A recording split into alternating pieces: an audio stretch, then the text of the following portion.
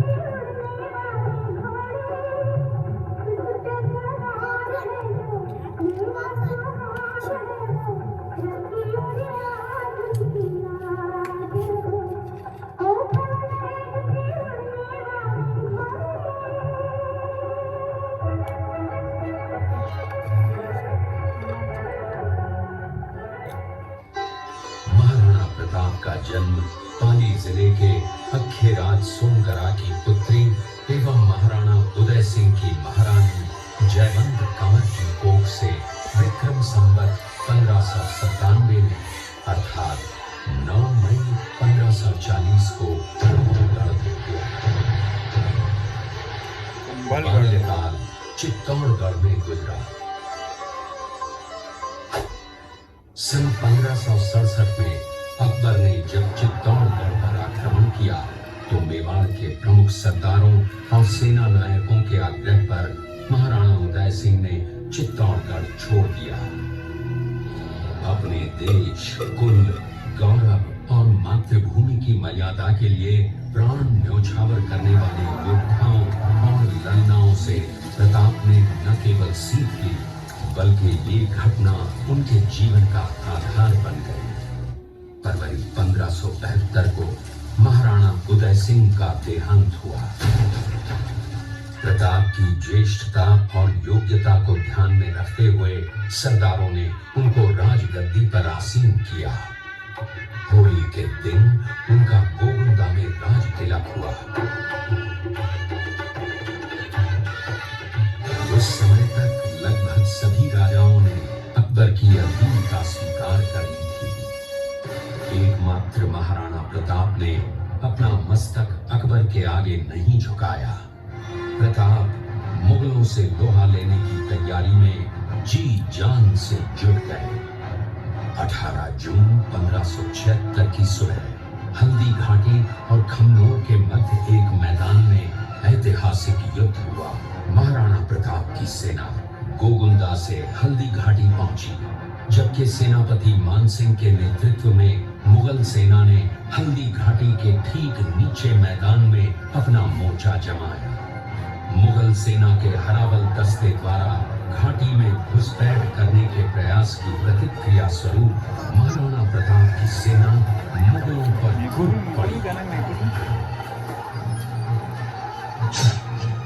प्रताप के हरावल सैन्य दलों का नेतृत्व पठान हाकिम खान सूर कर रहे थे।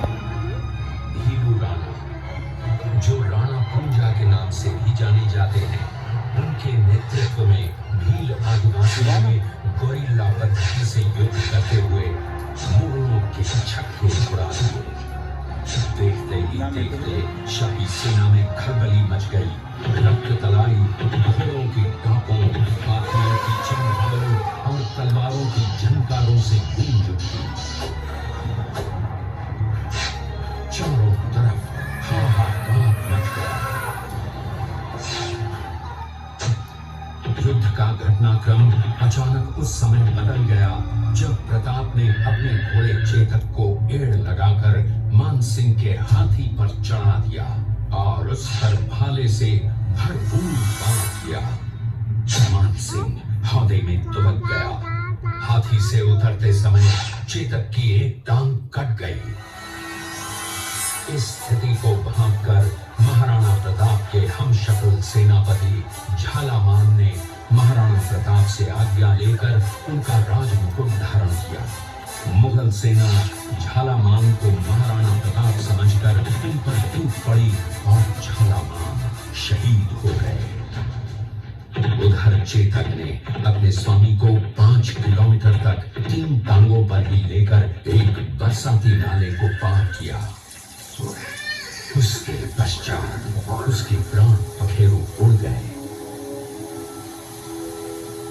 इस युद्ध से महाराणा प्रताप के मन पर गहरा प्रभाव पड़ा। परिणाम स्वरूप उन्होंने मुगलों पर विजय प्राप्त करने तक राजसी ठाट बाट छोड़ने और पत्तों पर भोजन करने का प्रण लिया, जिसे उन्होंने जीवन भर निभाया। महाराणा प्रताप ने अपना सैन्य बल बढ़ाकर सर्वप्रथम अरावली पर्वत की घाटियों में बसे दिवेर पर चढ़ाई कर विजय प्राप्त की। इसके बाद कुंभलगढ़ पर भी विजय प्राप्त की। सिर्फ चित्तौड़गढ़ को छोड़कर सारे मेवाड़ को अपने अधीन कर लिया। कालांतर में महाराणा ने चावंड में अपनी राजधानी स्थापित की।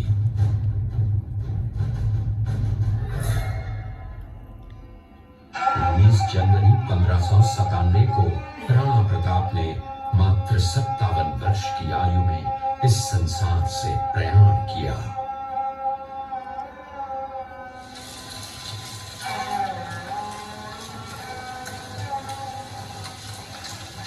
हल्दी घाटी का युद्ध एक सांप्रदायिक युद्ध न होकर आत्मसम्मान, मातृभूमि की स्वतंत्रता व स्वाधीनता का संघर्ष था।